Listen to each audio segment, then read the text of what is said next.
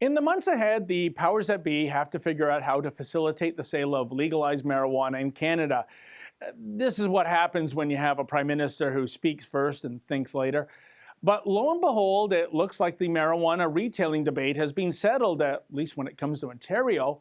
That's because a new survey shows that a sizable chunk of Ontarians rank the Liquor Control Board of Ontario as their top choice in terms of where ganja should be sold. Now, the results come from a Nanos poll that was conducted by the Ontario Public Service Employees Union, which coincidentally represents LCBO workers. Well, doggies. For starters, does it come as even a remote surprise to anyone that the LCBO union sponsors a study that has a favorable outcome for the LCBO and an unfavorable outcome for the private sector?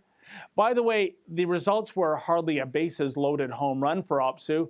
The survey found that 43% of Ontarians surveyed think marijuana should be sold at LCBO stores, which, when you think about it, means the majority of Ontarians believe the province's liquor monopoly should not be the channel for legalized pot sales.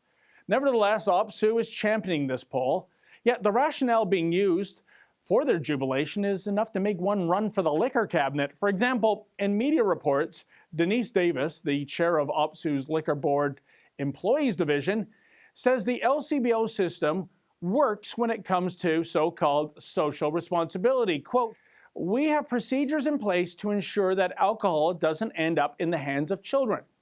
Why would we reinvent the wheel when we develop a system to sell marijuana?" End quote.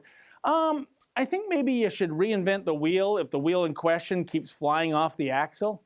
That's because the old chestnut that only the LCBO can be entrusted to keep forbidden fruit out of the hands of children is false.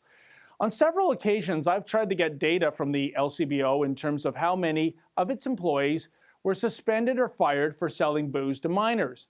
The LCBO either doesn't know the number or it won't reveal the number, but I suspect the number of employees disciplined for selling booze to minors is precisely zero. I've also tried to find out how many LCBO retail stores were either permanently or temporarily closed due to selling alcohol to minors. Apparently, the number is zero there too. Yet, we know that liquor sales to minors happen. A few years ago, I proved via hidden camera that a minor was able to purchase hard liquor from several LCBO stores. But when the fecal matter hit the fan, the LCBO essentially stated that, hey, stuff happens and it'll promise to do a better job in the future. But here's the thing, folks. Convenience stores in Ontario also sell age-restricted products such as tobacco, lottery tickets, fireworks, and adult magazines. And in more remote areas of the province, there are more than 200 convenience stores selling beer, wine, and liquor. But if any of these stores are caught selling to a minor, they incur massive fines or can be shuttered. So why isn't the booze regulator, the Alcohol and Gaming Commission of Ontario, monitoring the behavior of LCBO employees? Oops, I almost forgot. The LCBO is actually exempt from the auspices of the AGCO. You heard that right, folks. The largest purveyor of booze in the province is actually exempt from the provincial booze authority that regulates alcohol.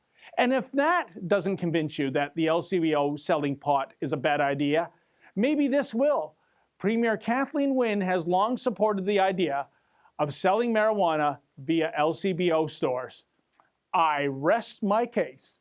For the Rebel.media, I'm David the Menzoid Menzies.